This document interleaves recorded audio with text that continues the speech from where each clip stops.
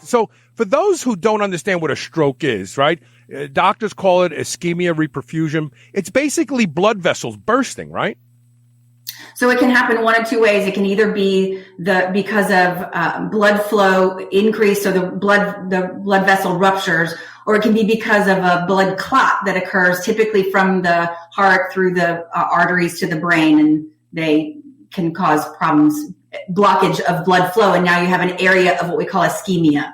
So we're basically talking about a rapid, acute cessation of oxygen, and then all of a sudden a bunch of oxygen coming in shortly thereafter. Isn't that what the whole ischemia-reperfusion phenomenon means? You got it. So there's the two-phase part. So the initial part is we've lost all blood flow.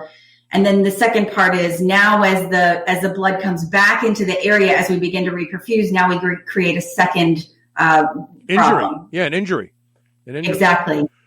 And even the inflammatory process that occurs in attempt to heal the injury, the initial injury, can create its own problems because the cells begin to produce inflammatory chemicals that signal other cells beside them to become so.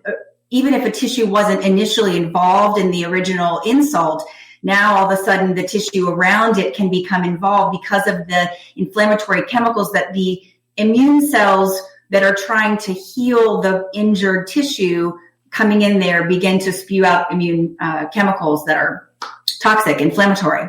And in the past, this area, like on the picture, it's a really great picture. I got lucky and found this in a royalty-free. Yeah. I know. So over time, that red spot will disappear because that's fresh blood, but also it will be replaced by dark gray withered tissue, which becomes which becomes what is considered necrotic tissue in the brain. This is non-functioning, and the best you can hope for at that point in time is that recollateralization of nerves go around the damaged area and try to fix themselves, but that's a real hard thing for them to do without any nudging and help, right? Exactly.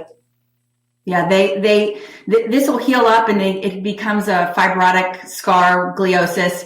Again, the inflammatory cells come in there, create this scar because they can't really reproduce the cells that were there. And so they create this fibrosis or scarring that we call gliosis because it's in the brain, and they get this, the non-functioning tissue.